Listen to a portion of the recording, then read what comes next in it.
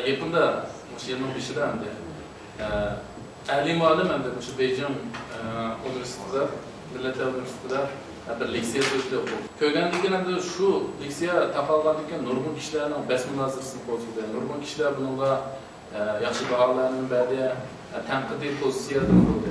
Hem de siz bu alim alimin ki bu şu lisesiga ko'rgandan siz qanday qardingiz bu?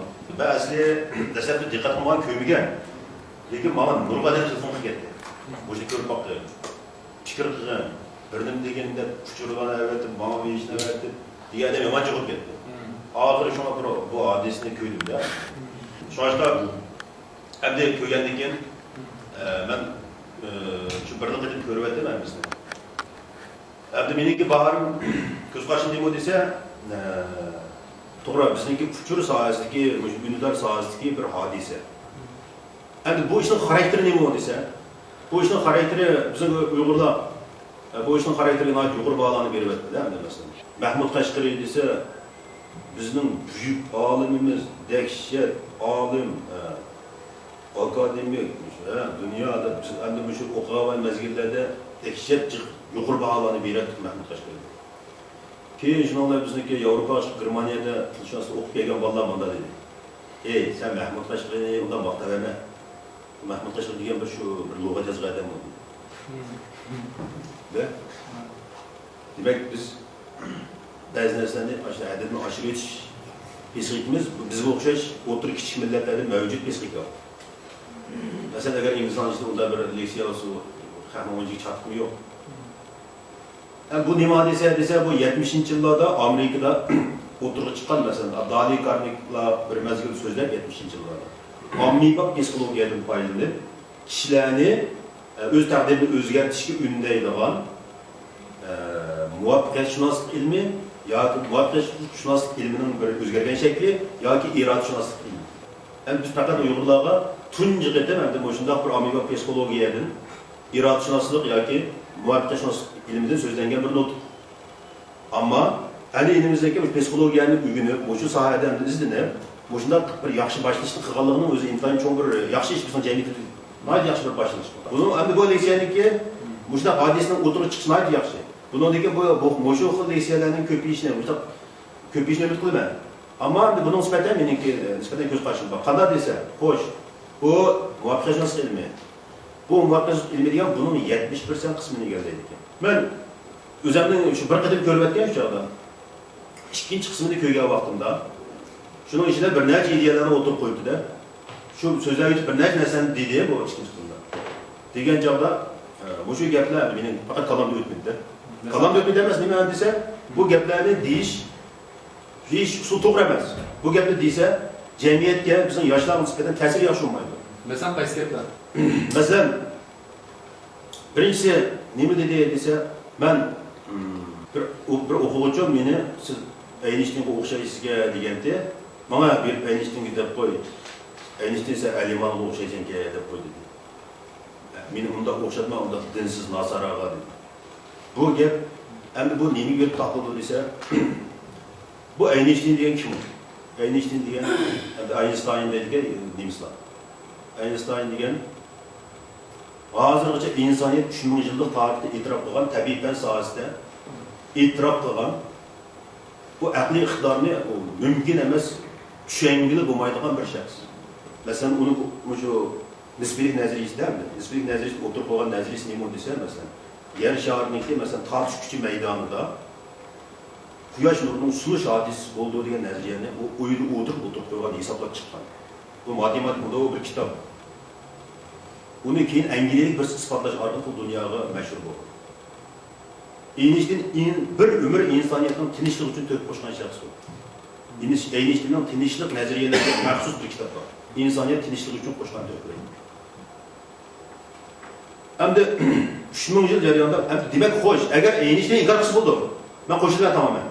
Lekin uning yashash usulining, e'tiqod shaklining o'ziga o'xshamasligi tufayli meni uni o'xshatma desa, bu intayin tar doirlik radikallik. Boshqa bu shu masalada bu ideya men bayildim bu. Xo'sh, bizning hozir yoshlarimiz kitob o'qiyotganlar, Amerikaga chiqib Harvardda o'qiyotgan bolalarimiz bor. Lekin siz Harvard shu narsani deb qo'yib, Amerikada o'qiyotgan bolalar. Harvardga chiqib 1000 kitob o'qisangizmi, agar siz ideengizni to'g'rilayolmasangiz, siz mag'lub. Hozir dunyo nima bo'lyapti? Agar mushundaq bir insoniyat tarixi, 3000 yil insoniyat tarixida aqliy iqtidorni idrok qilgan mushundaq bir odamni, agar u dinsiz, nasara degan mablag' bir millat emas degan gap. Shunda bir nuqtadan uni inkor qilsa, bu aqlga muvofiq emas. Agar shu nuqtada haqni inkor qilmaysa, uning ilgari degan nurg'unlar, masalan, Maslow deydi, Freud deydi, nurg'un psixologlarning hammasi shunday o'xshash bo'lgan xarakter. Hamisi inkor qilish kerak. Bunaqa psixologiya ijod qilgan hamisi inkor qilish kerak. Undan boshqa yana nima masala bo'lsa, masalan, bir narsani bilamdiki uqmaylar. Freud bilan Einstein ikkisi bir davrni odami. İkisi bir kuni uchrashgan. İnsaniyat tarixi mush 20-chi asr insoniyat tarixiga eng cho'ng ta'sir ko'rsatgan 3 yahudi bor. Birisi Marx, birisi Einstein, birisi Freud. Endi Einstein bilan ayni vaqtda Freud ikkisi kelib maxsus o'tirib Einstein o'zining nazariyasini 2 soat so'zlab turdi Freudga. Freud o'zining nazariyasini 2 soat so'zlab turdi Einsteinga. Shu chog'da Einstein Freudning nazariyasini Freud degan psixologiyaning otisida, psixologiya sohasidagi bir magnat endi, bir sistemniki. Ro'y analiz qilmoqda. Einstein deydi, men sening nazariyangni 100% tushundim deydi Einstein. Lekin Einsteinning nazariyasini Freud bilan qat'iy tushunmadim deydi. Demak, psixologiya sohasidagi magnatning Einsteinning nazariyasini 2 soat so'zlab bas qat'iy tushunmaydi. Demak, uning nazariyasi shu qadar hozirgacha nurg'un olimlar tushunmaydigan bir nazariya. Endi mushunday bir odamni mayli agar ma Einstein'deki nisbiy nazariyasi xato ekan, buni qanday masala va men uni o'xshatma desa, biz uni qo'llaymiz. Agar unda demay, bu mamlakat bir din emas, bu bir millat emas, bu nasaraga degan so'zdan inkor qilsa, bu bizning yoshlarimizga ekiladigan ta'siri intayin pas bo'ldi deb qarayman. Shunga mushu nuqtada yanılar bizniki mushu mayli aliman bo'lgan bizning yoshlarimiz kitobni o'qish kerak, ammo to'g'ri ideya bilan o'qish kerak.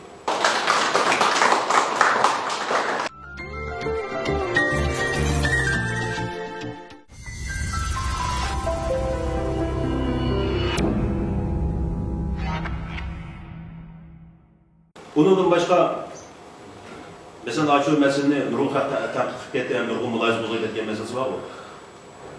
Yusuf Asacı moyinmi, Alimi deb. Siz qaysi moyinda?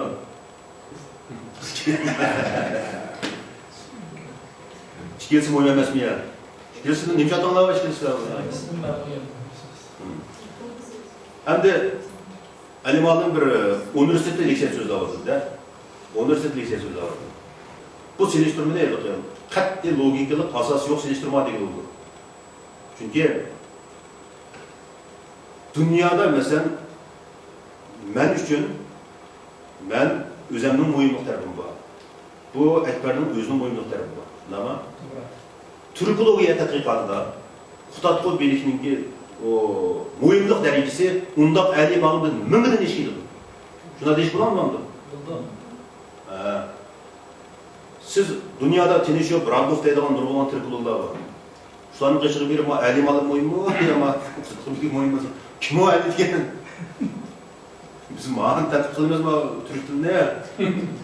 deydi. Demak, bu sohada uning mo'yinliq darajasi biz 1000 yil burun uchun bir kitob bor, ikki kitob bor, mangu uning qiymati bor.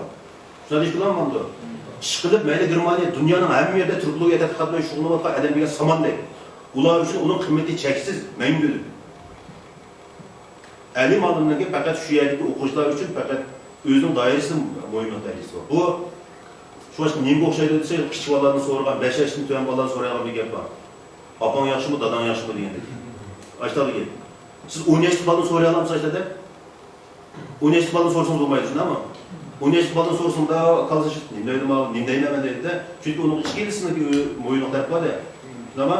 Siz 3 yoshli bola bo'lsa, uning aqliy iqtidori yetilmagan bo'lgandan keyin opang yaxshimi, dadang yaxshimi desangiz, ya opam deydi, ya dadam deydi. O'ylamay davrdi u. Anda bo'lsa bizning ashar leksiyani anglayotgan bolalarning aqliy seviyasi 3 yoshli bolaning seviyasimi? Men mo'yinmi, Yusuf Asacı mo'yin. Qanday gap bu? Bu o'yinga mantiqsiz bir xil selishtirishda bu. Masalan, men bulto bir ashunda so'z e'lon qildim. Yusuf Asacı faylasuf emas, bir ashunda so'z e'lon qildim. E'lon qilgandan keyin vaqtlash to'g'rida. e'lon qilgandagi nurg'un g'ulg'ulab ketdi. 200 mingdan odam ko'rdi, nurg'un g'ulg'ulab ketdi. Nima ish bunda dedingiz? Demak, nima desa, men uni filosof emas edim. Men filosof emas deganim asosiy oyat deb qo'ydim men. Chunki sizlar falonchi kitobga masalan shu islom falsafasi degan kitobning falonchi betiga qarasanglar bunday bir gap bor. Ya'ni 1300-yildagi Ibn Rushddan keyin islom dunyosi 500 yillik ideya faoliyat to'xtab qoldi degan gap bor. Filosof to'xtab qoldi degan gap bor. Xo'sh. Endi bu biz dunyo falsafa tarixiga qaraydigan bo'lsak, biz Yusufga Sajid degan odamni topolmaymiz. Lekin sizlar Qashqarda Yusuf Sajidning rahbarisi qarasanglar, yo'q, büyük filosof Yusuf Sajid. Bu Yusuf Sajidning yozgan asari to'liq didaktik daston bu. Bu degan butunlay nasihat. Falsafa degan nima? Ondan sonra oldin falsafa degan nima deb javob beramiz. Falsafa degan hayotning negizlik masalalarga javob beradigan fan falsafa bu. Masalan, biz nima keldik? Nega boramiz? Tabiatning yaratishi qanday? Dunyo qanday yaralgan degan narsa. Xo'sh, ma'qul bu negizgi masalalarga javob beramiz-mi? Yusuf Sajid baxt keltiruvchi bilim degan. Anda bo'lsa baxt degan nima? Mana javob berish kerak. Bilim degan nima? Mana javob berish kerak. Mana negizgi masala. Bu negizgi masalalarga javob bermagan. Sen baxt keltiruvchi bilim sen anda qaysi bilim? Bilim zaten nima bilim degan? Baxt degan zaten nima? Buni yechim yo'q. Bu baxt keltiruvchi bilim degan shu 10-asrda Uyg'urlarning orasida bilimga san baxt bo'lsa kim degan bir aqliyat so'z bor. Haqda turgan shuni ajab qo'ygan o'zi. Shunga buningda bu baxtmi, bu shunday bir negizli masalalarga hech qanday javob bermagan. Bu faqat bu ko'chada yurgan aqliyat so'zlar, boshqa didaktik nasihatlarningki yig'indisi. Endi shu Uyg'urlar 10 asr ilgirki shu didaktik dastonlarni qo'yib hozir bizning falsafamiz deb yursa bo'lmaydi. Shunga men buni g'ulg'uz bo'lib ketgandan keyin Germaniyada Uyg'urshunos doktorlik o'qiyotgan bir og'inam bor. U anglab g'ulg'ulni maxsus Beijingga kelib, Beijingdan Urumchiga kelib men bilan ko'rishdi. Ko'rishib, sen Yusuf Sajid masala debsan deydi. Men dedim, sen masala debsan, Yusuf Sajid degani dunyoda dahshat cho'ng bo'ldi dedi. U Germaniyada doktor u. Shuni bilan dunyoda dahshat cho'ng bo'ladi desam deydi. Kim cho'ng bo'ldi desam, bir mo'ji olimlarning ismini deb berdi. Ey, sen davlatga olimlar filosoфmu, turkulukmu? Desam turkuluk dedi. Xo'sh. Men uni turkuluk emas demedim. Xutatqo bilikninki 10-asrdagi Uyg'urlarning tilini tadqiq qilishda, adabiyotini tadqiq qilishda, jamiyatini tadqiq qilishda, davlat tuzilmasini tadqiq qilishda qimmati bor uning. Uning mangu qimmati bor. Ammo falsafa jihati qimmati yo'q. Men bunday davatman shuni aytamsan. Uni sening davatgan maqtaqalarning hamisi turkuluk bo'lar. Filosof emas. Falsafa sohasida buning qimmati yo'q bu asarniki. Deb degandan keyin shuni deb bu shundan qoidadan o'ylanish hosil qilib men falsafa haqida bilmagansan bu deganda Beijingda nurg'un falsafa kitoblar ketdi bu. Shunga nima demoqchi desa, bu meniki ayni vaqt bulda o'tirib qo'ygan bir ideyamda, buni o'g'il bo'ldi. Men yana ham shunday javob beradi. Ammo buni ashta desak bo'ladi. Masalan, u asarning men degan 5-6 soatda dahshat qimmati bor dedim. Shunda bir odamni aka bu narsa mo'yinmi, mo'yin emasmi desa, bu hech qanday bir logikaga, mantiqqa tushmaydigan 3 yoshdan tuvan aqli kamballardan so'raydigan bir savol bo'ldi. Shunga shu savol meni nihoyat o'ylantirdi. Shunga men demoqchi bo'ldim, shu 20-30% tarkibida bu shunday masalalar bor.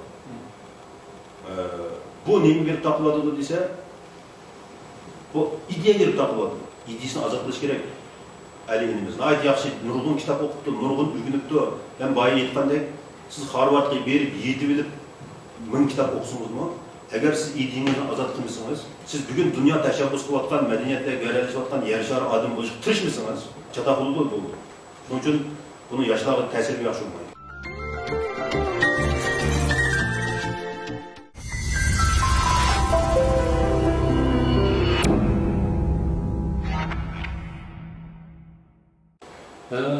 Endi Ali Ma'lumning shu litseyasidan keyin to'rbatlarda, guzarlarda Ali Ma'lumning litseyasiga nisbatan maqtashlar qaraganda menimcha shu tanqidlashlar faqat ko'proq bo'ldi deb o'ylayman. Buning ichida endi bizniki shu Uyg'urlarning psixologiya jihatdan ma'lum natija qozongan zivida ma'lumki tanqidi baqalar ta'sir qo'zg'agan dasmonazir qo'zg'agan endi shu zivida ma'lumki ali ma'lum va bergan shu tanqidlarga siz qanday qaraysiz?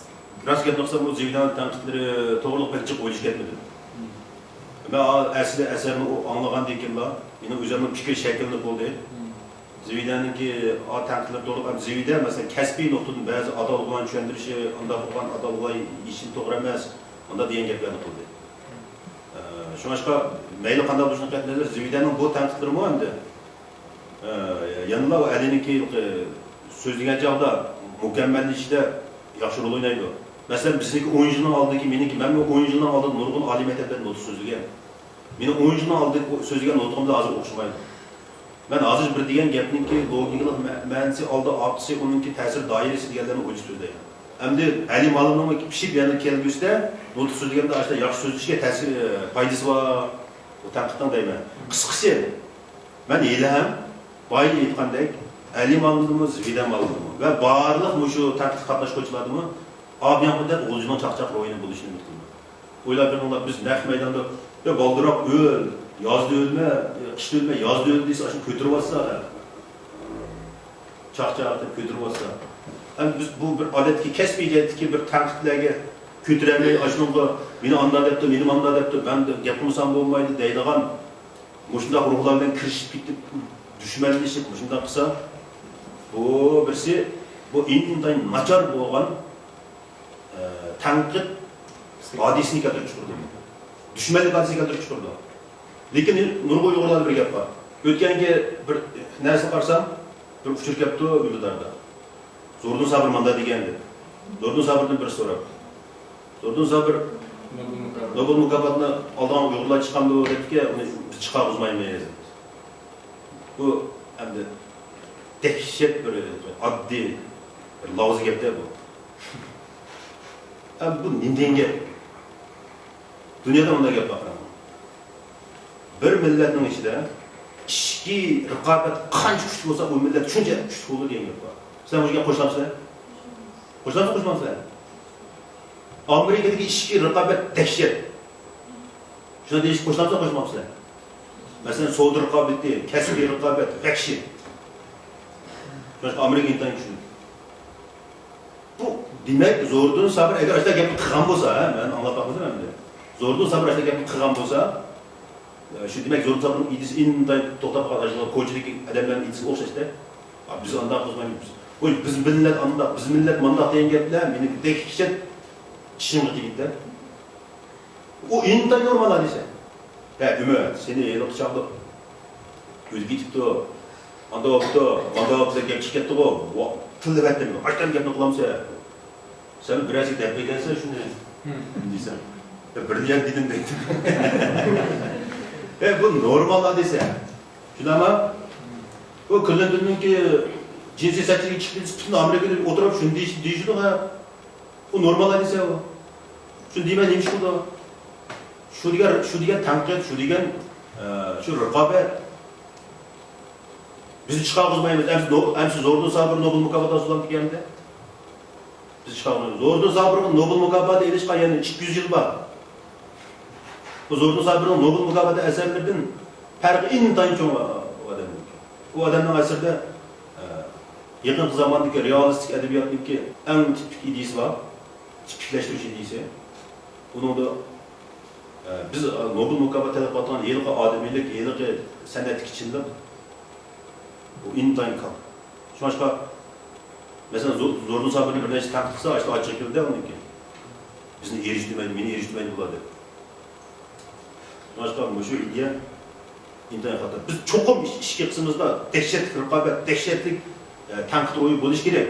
Ammo bu ilmiy, to'g'ri bo'lish kerak. Biz kasbiy so'rinda hammamiz raqobatchi, tanqidchi bo'lishimiz kerak. Tanqid so'rinidan chiqdikmi, biz yaxshi og'ir do'st bo'lishimiz kerak.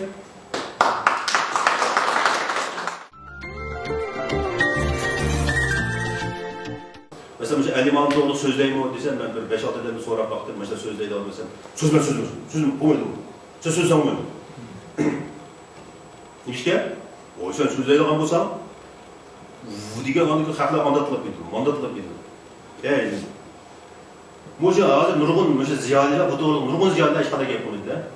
Nima gap qilmaydi desa, oldi bilan masalan uning bir masalani bayqasa, oldida uning bilan bir dushmanlikni o'yladi u peslikka. Ya ben bana bir zarb bersem, ma git bo'lmaydi, ma zarb bersem, ma zarbiga, ma zarb bersa deb o'yladi. Oldi bilan biz samimiylik bilan mana bir masala masala bor ekan.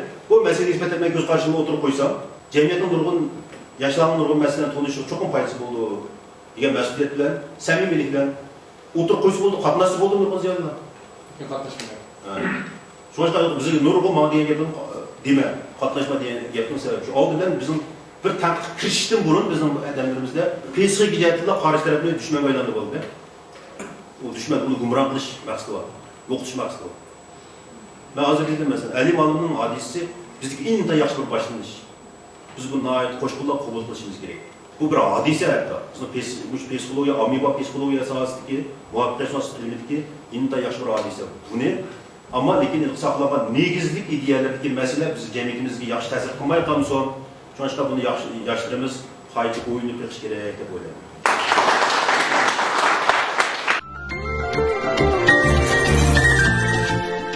Biz 3 ay uni mashq qilganligimiz uchun bizning genimiz chataq, biz 4 millatmi?